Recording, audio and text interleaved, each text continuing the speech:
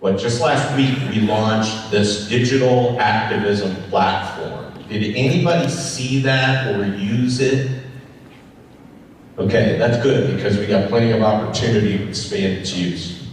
So essentially what it is it's a leading edge technology product that's a website, and you can go to the call to action on your phone.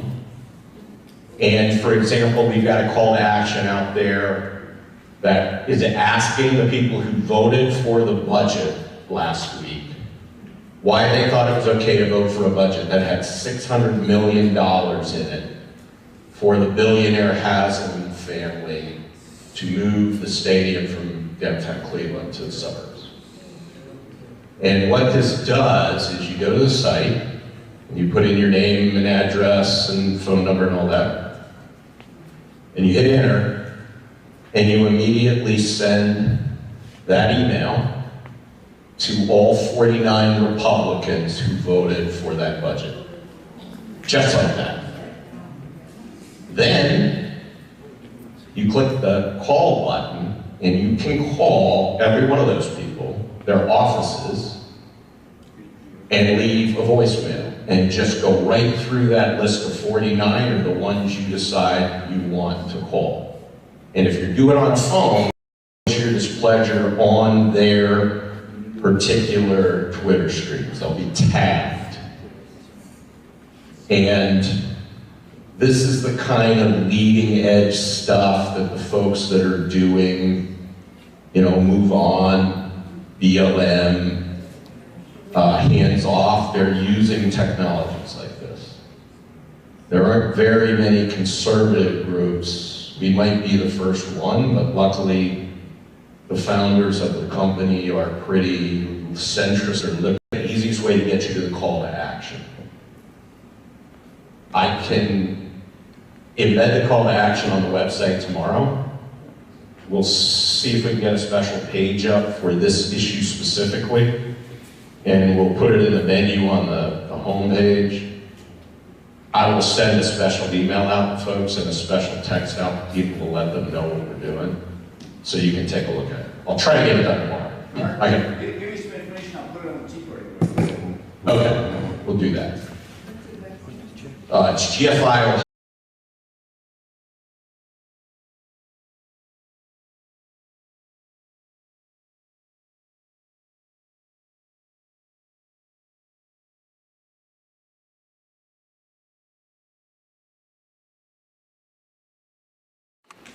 The state of Ohio, based on a constitutional amendment that we voted for years ago, has to have a balanced budget. The only way you can take on debt is to change the Constitution, which is why this is an issue.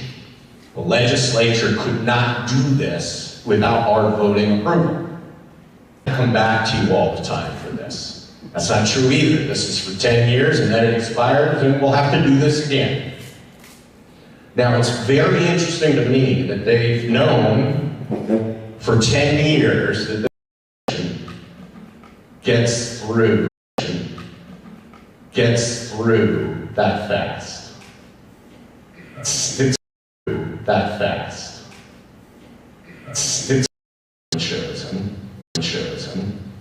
and doesn't have a president being chosen, So the turnout's going to be maybe 5%.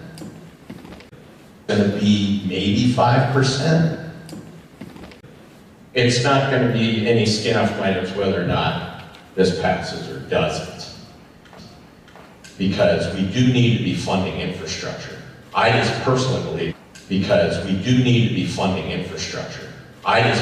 believe this is the wrong way. Think about what happens here and have them agree to fund projects with our money. So we got to go to a higher level of government in Columbus when we're spread over 88 counties in what, 7th biggest state in the nation, and beg for our own. One of his constituents saying, if you don't have millions of dollars to fight this, you lose. Right? One of our elected representatives He's kind of a doofus, but he's like Phil Plummer's little assistant. It's kind of funny, Phil Plummer. So they kind of tag team from that Dayton area, from around the state, put the material together.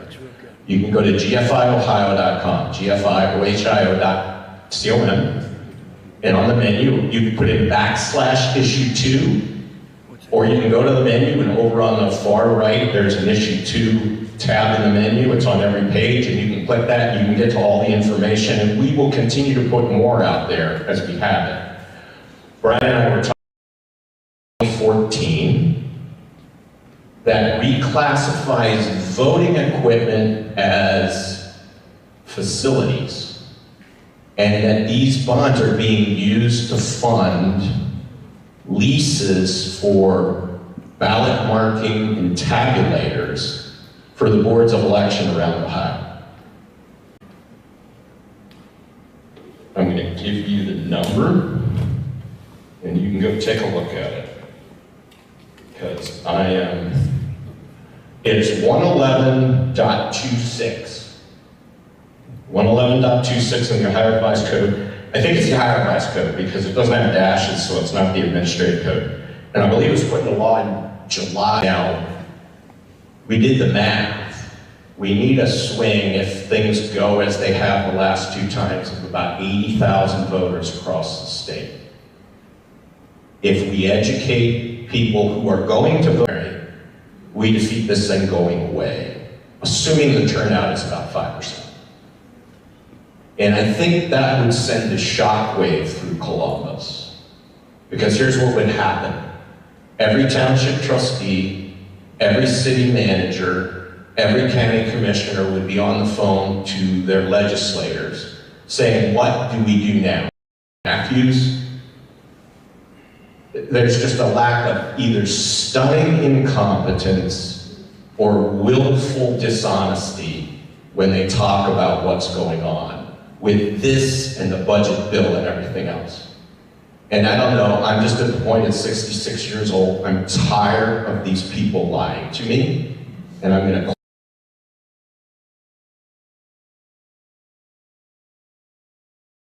I can barely keep up with them and my wife. I do not need friends in the Ohio legislature. So that's basically it.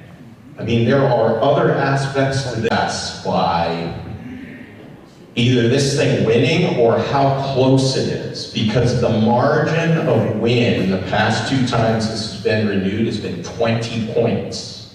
Person voted for it. There were a few people that didn't vote, but Rajan Tani, who's no longer a senator, was the only person in both chambers of the legislature who voted against this. It's something rotten in Denmark, and I think we figured out some of it, but as we look at more and more, it just compounds. So I would recommend you vote no, but you may choose to vote yes, and that's okay too. Molly. I don't think there's a single county, though, that has every precinct and every ward only issue 2. Because there's a lot of school levies and stuff like that intentionally put on during a primary like this so they can pass in the same manner. So I don't think it can be stopped in the Senate. I don't think anybody will have the will. I do know that governor's not happy with it, and he may line item veto it. And then the question becomes, do they feel so strongly about it they want to override the veto? That would be really interesting. I just don't think they'd be able to do it, but maybe. But the governor ends up being our only hope. So when I talked about these calls to action, and you don't care about these people, because they do not care about us. They really don't. And falling in love with them or saying, oh, they're so good because I see them and I know, and they come and they bring cookies and stuff like that. Like Gail used to bake cookies everywhere she went. She was a cookie lady. She was an awful legislator. And luckily she got beat by Heidi Workman, who did vote against the $600 million. Pelting the Senate with, take this out. And if we get lots of people doing that, we may get them to consider it, because what we will probably not put in the email, but we may make this one customizable by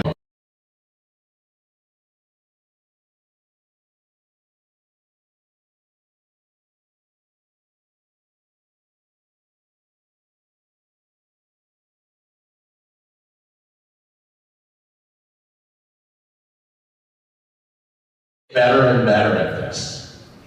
And we will get bigger and bigger at this. That's our vision, and I think, you know, Molly, with your help and Linda's and others, Beth, every week we're scheming on how to get more and more people into our database, to get them these calls to action, to have them act from their couch. You don't have to do anything. You don't even have to get out of your pajamas.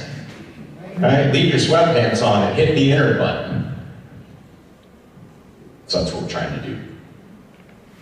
One of the things I saw in that issue right off, the disparity between the term that the money is available and the term that's paid back up. Right. The third tranche, right, at the end of that, the first year is paid off on the first tranche. We're going to be paying forever, right? I mean,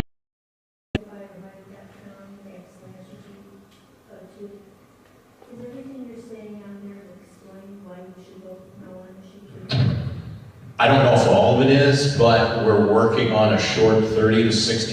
Yes. But here's what I would say. Taxes won't go up because of this. But if we had some, part of this thing with the stadium is really to look at these regional, like, they're trying to cobble together. If you're not getting your approval, this is all problematic. MPOs need to go.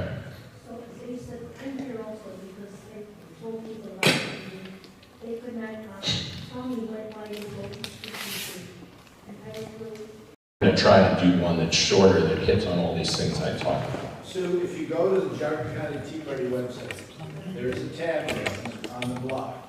It gives the address put in paper, basically. It gives a bulleted list of reasons not to vote for you. There you go. There's also... And I will be stealing that tomorrow and putting it on our... Clark was saying, if you don't mind, all right. He had one question. All right, go ahead. Be patient. The information we just signed up for on the board, when does that become effective that we start getting your? As soon as we get it into the system and decipher everybody's handwriting. So we'll probably take the images of those, turn it into a spreadsheet tomorrow, the next day, send it back to Skip and say, hey, can you validate these for me? Because I'm finding that we're getting about... So you can be better. So there's two kinds of bonds. There's something called the general operating bond, which is what this is. And then there's a revenue bond. Generally, bonds are issued by your local communities when you're going to build a school. You say, we're going to do bonds, right? There's accountability in that. Because it's for a specific purpose, it's for a specific time, it's for a specific dollar amount. You know who to go hang if they screw it up, right? Including our Constitution with these stupid sections that expire. 2T, which is what this one is going to be yet one more ballot initiative in Section 2 in our Ohio Constitution. This is a sin, what we're doing. In addition to that, it creates a slush fund. If you read the language, it's on the Geauga County Tea Party website. Pass that out to people. You need to spread the word so people can get educated. We put ads in the papers, but only a few people in here saw the ads. We can't succeed unless we start getting the information out to people. But relative to this bond issue, think about this for a second. Ohio wants to create this $2.5 billion slush fund. We're going to live with this for 10 years or more. It is a sin what is going on in our State House. And Sarah Fowler and Steve Demetrio voted for this. I called Steve and I talked to him about it. I said, Steve, why would you ever vote for this? I wasn't paying attention. It's politics, right? It's probably a problem, the mess we got down in Columbus. So it's a slush fund that exists down in Columbus. What's not in there? What don't you see in there? What you don't see in there, I'll answer the question for you, is accountability. So somebody gets to make a decision who issues these bonds. So a township could do it, a city could do it, a county could do it. They could, Columbus, Cleveland, Cincinnati, Dayton. Who's going to get your money first? The entire state of Ohio pays for this. We have to pay the bonds back. And as Mark said, you know, what the other side claims is not 30 years out.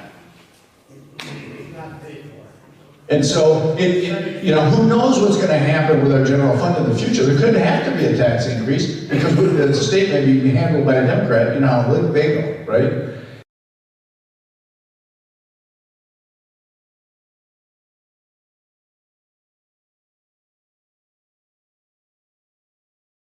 And then I'll shut up. In Geauga County, your roads are paid for by levies. In Chester Township, your roads are paid for by Chester levies. In the state of Ohio, your road and your infrastructure is paid by 38 cents a gallon gas tax. At the federal level, on federal roads or federalized roads, your infrastructure is paid for by the 18.5 cents a gallon. On a credit card and having 50% interest on that stupid thing. So they're paying debt service, interest on that stupid thing. So they're paying debt service out for 30 years on a road that they should have paid for immediately out of some tax fund that they had. So when you talk about why is this bad, it's bad because of the approach. It's not bad if they want to pay for infrastructure. What's bad is Cleveland, Columbus, Cincinnati, Dayton, it's a spending problem. How many times? It's a spending problem. How many times have we heard that? So this whole bond issue, you heard that. So this whole bond issue is corrupt at the core for a whole bunch of reasons. But just putting something into the Constitution, and there's one. So, because he doesn't have really clear thinking. He's a pure politician from the word go, doesn't do anything for the right reason, in my experience, in any case. So, with that said, I want to give you a little bit more information. I'm a little bit more passionate, perhaps, or whatever. So, did I say anything wrong? We get like $500,000, $500,000 through Ohio Public Works Commission, usually in a rotation fashion, like every thought Ohio Public Works was good in that it kind of guarantees us this $500,000 every 5 years, which helps our community keep our levies down. However, I used to go to dollars when they're talking road projects. So it's fairly expensive, and yet when you hear Nowaka and how they keep everything more in Cuyahoga County, disproportionately, Geauga is going to for the issue 2 monies. So my question is it better than just to say the message should be keep your road levy, have that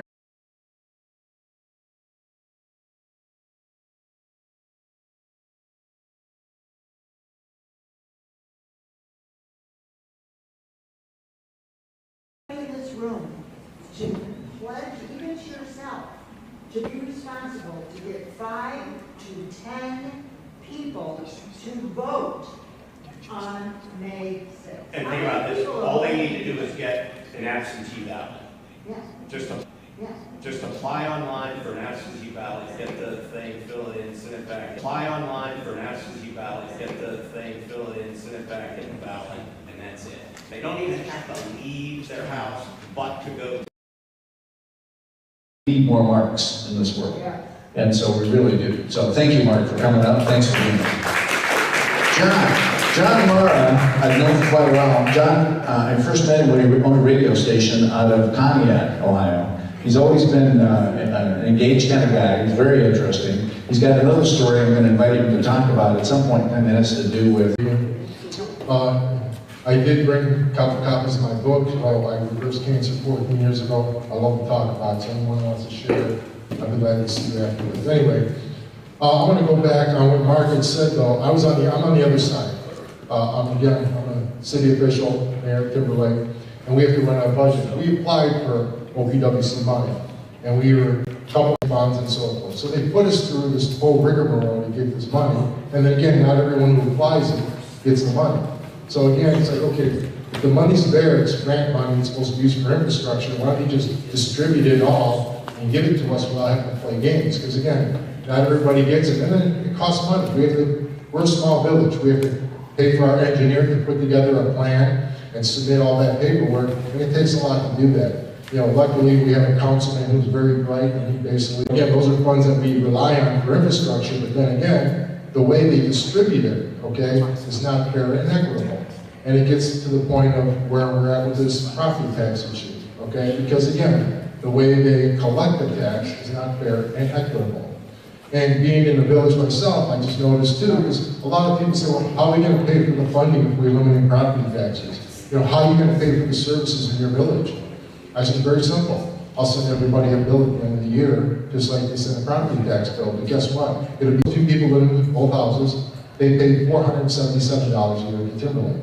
Now, what services are offered different? One, because one's value, home value, is higher. Why this person actually bought on the lake 50 years ago.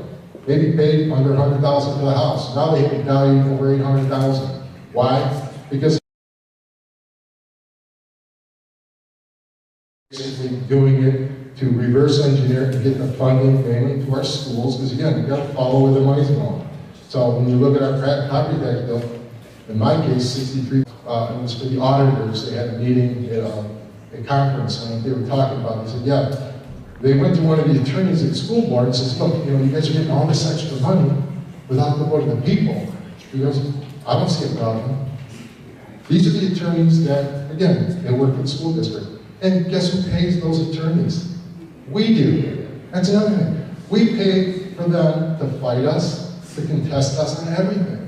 And then they jack up our property values with this mass appraisal methodology, okay, which basically is a scam, okay, because they have all the data they use is corrupt.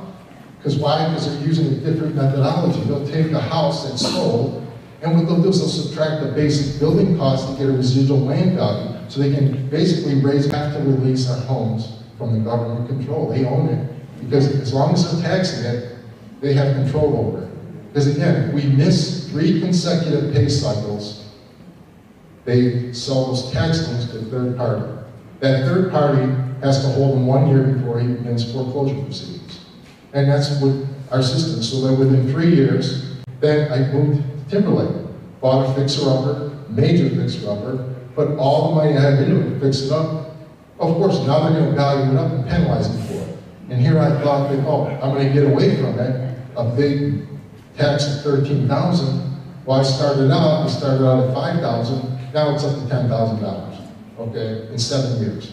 I mean, it just, I can't keep up. And again, it's because of this methodology they use.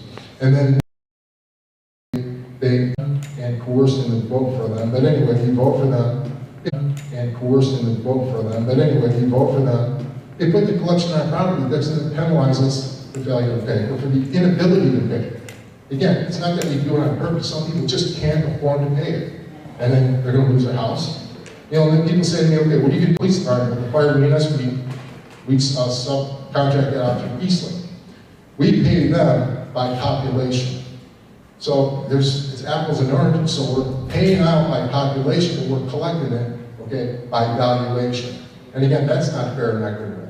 But I can't raise anybody, and again, we can't raise the taxes because we only get 17% of property tax bill versus 63% going to the schools. So if we try to raise it,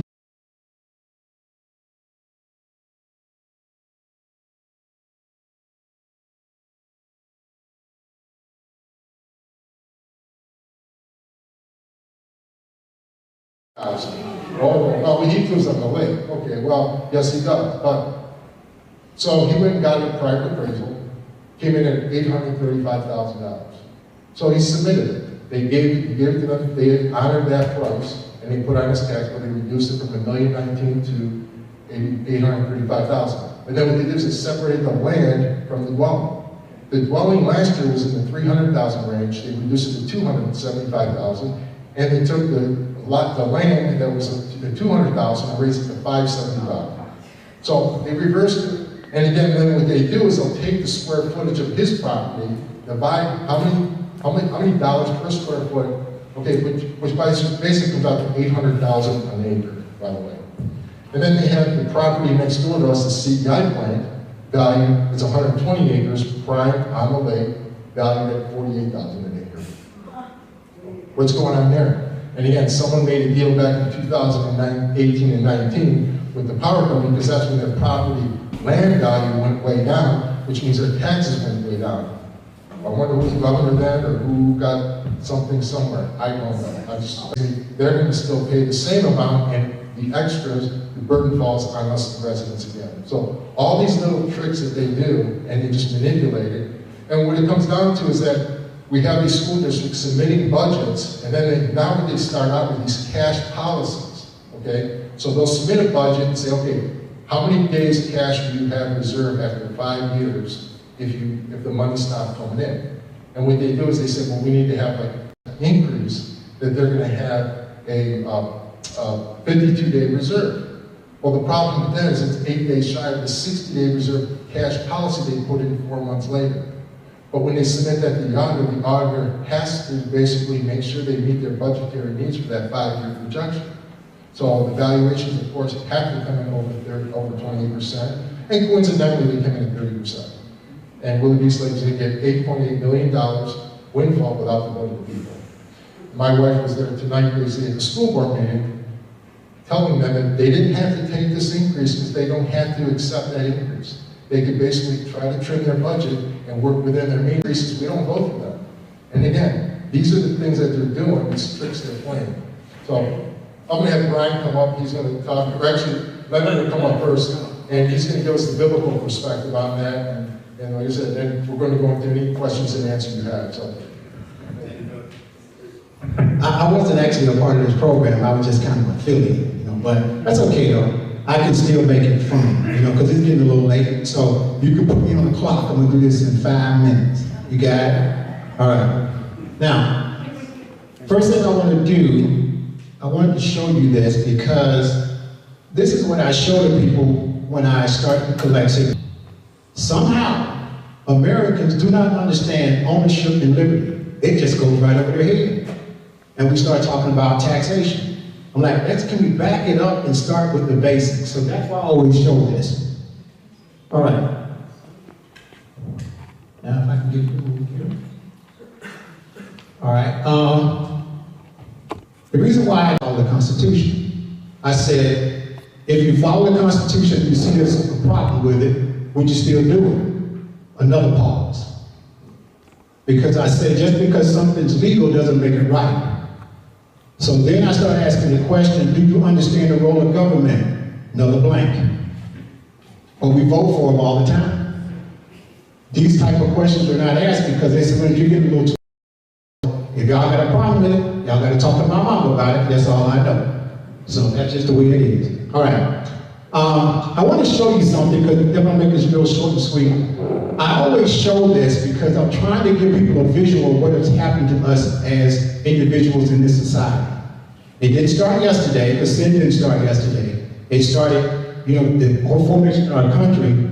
About the closest thing we ever had to a Christian society was probably in the Puritan era. Other than that, it just slowly started to grow. We just didn't know it. So, what you see here is the kids aren't learning it. And by the way, you don't need 12 years to educate a child. You know why? Because as soon as that child can walk and talk, he can start learning. We homeschooled. It didn't take us 12 years. And it didn't cost us $20,000 a year. We may have spent maybe $6,500 over a 10-year period. And they both got technical degrees and engineering degrees. How did that happen? They didn't go to public school, we homeschool. Well, you can't do that. You're going to deprive your child of social interaction. I said, no, it's not. They know how to lie, cheat, and steal just like your children. They're no different. You got to tell them what right is. All right. Here's what true normal is supposed to look like. You see this? We got a society just going around in circles. We complain about it, but we don't really know what it should look like. And that's critical. Here's another thing. Responsibility. That word eludes us. I was just talking to her. They look at the consequences and said, no, I don't want to bring up a child in this. And I told her, don't ever let your circumstances or consequences dictate how you behave, because that's how you become making the abnormal normal. So you have to change that. And the young lady gave me a hug because she said, I can't believe somebody actually cares about us. It's important to me because I know where my Savior lies. I'm already taken care of it. So I owe it to the next generation to make sure that they have what I've enjoyed. And that's important to me. Where are we going with the property tax? It took us a while to get here. I was always of the opinion that it just needs to go. You just got to kill it. And then people say, well, how are you going to pay for this? How are you going to pay for this? And you know what? We have mechanisms out there, but I always tell people this. I want you to stop and think about what you just asked me. When have you ever known any point in history where the government has not found a way to tax you? That's the least.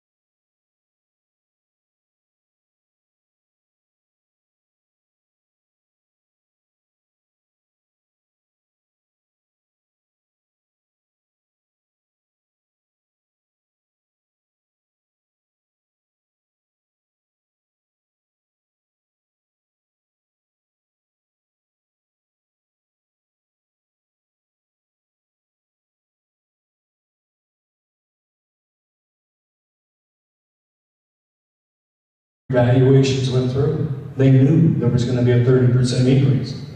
Not sure how, other than reverse engineering. But what he also told me was the energy companies are trying to get out from paying any of the property tax. Have all of these small energy hubs, throughout the state, and they're saying we don't want to pay property tax. He sent me a video, and I posted it online at Lobbyists for Citizens. You can see it. It was part of a Zoom meeting. You got to put in the passcode to see it. But that was all 88 county auditors were there at the meeting talking about the property tax and the 20 mil floor. And the gentleman was standing up there and says, well, nobody understands the 20 mil floor. He was talking about the people. He says, well, heck, Even some of us in this room don't understand the 20th shot. The 20th mill floor applies to school districts only. There's inside millage, that is, you don't get to vote on that inside millage. And then there's outside millage. You get to vote on general tax levies outside millage. I'll give you an example. If your school district has inside millage of 5.0 mils, remember, they can get a maximum of 10 mils, and that equals 1%. So if the school district had 5 mils of inside millage, and they started out an outside millage, let's say when the school started, they started with maybe, I don't know, 30 mil levy,